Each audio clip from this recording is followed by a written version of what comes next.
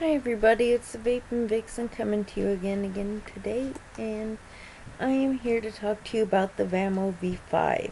I know this is an older variable voltage, variable wattage device, but excuse the creaking of the floorboards upstairs, I apologize.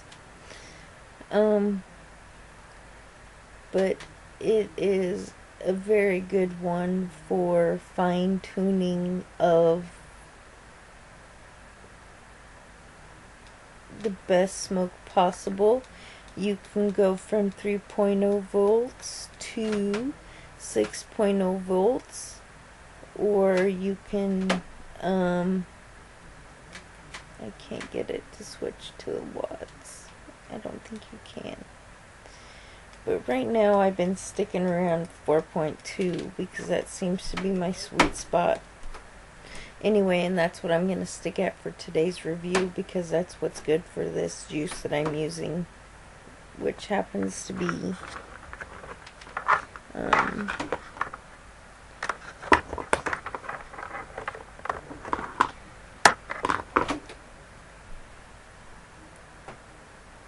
Express Vapors. Sorry, I'm not organized here. Things are all out of whack with things not being in order because of the remodeling. Valhalla, which I will be doing a review on later. I have the Vamo V5 in black chrome. It also comes in silver or chrome. It is adjustable in watts from 3 watts to 15 watts. I just haven't figured out how to set it from 3 to 15 watts. Guess I should get my owner's manual out and read. It's compatible with atomizers with resistance from 1.5 ohms to 5.0 ohms. Has a built-in 510 Ego thread connector. Uses one 18650 battery or two 18350 battery or one 18350 battery in compact mode, which is what I'm using mine in. I don't advise that you use it with 2 batteries, which is how I was advised to use it by the guy at my brick and mortar who sold it to me. He says because of, I can't remember his exact wording and I don't want to misquote him, but it's just not designed really for use with two 18350 batteries. It's better just to be used with one 18650 battery. If you want to use it in the extended mode, then it's really long. It looks like a lightsaber, something from the future, and it's really heavy. And it also has kind of like a rattlesnake effect because there's a lot of wiggle room in there.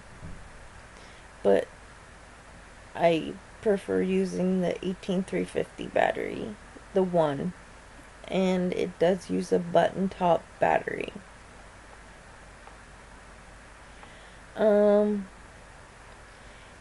It's pretty straightforward on your voltage and wattage. It tells you if you need to change your battery with a low volt warning, and it'll no longer fire. The only drawback with these is if you do not like fingerprints on your devices, these are fingerprint magnets, and you might want to consider getting a wrap from like a place like jwraps.com. I haven't got one yet. I just haven't got around to it because I don't like the fingerprints all over it, but I really do like the black chrome color. I've owned this for the last 5 months, but I just haven't got around to ordering one. Don't know why. The threads on the 510 can be a little wonky on some of the older models, meaning they're really finicky, and if you're not careful you can bend them, and if you bend them you're just kind of up you know what creek without a paddle, because once they're bent and there's not any going back. You can try and straighten them, but I've never had any luck trying to re-straighten threads once I bent them. These are built a little sturdier. I don't have any problem getting any of my tanks to thread, and I don't have any problems with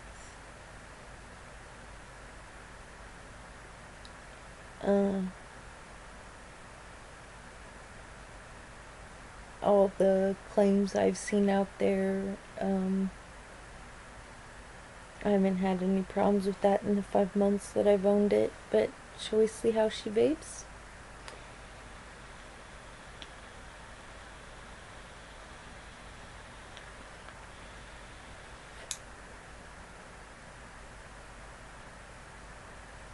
This is also a new tank that I just got today too, and it came from Express Vapors, so I haven't really got it dialed in on its sweet spot yet, so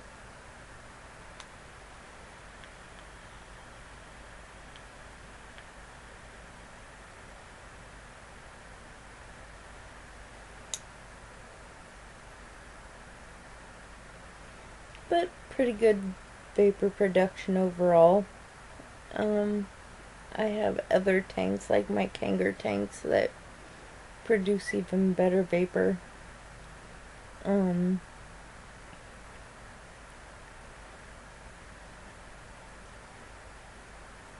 This would be a good variable voltage, variable wattage battery for a beginner.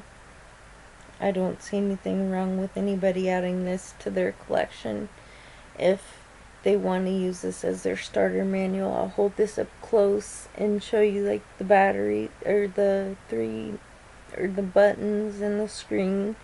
This is the 5-click on power button. Click. I just probably shut it off. I just turned it on.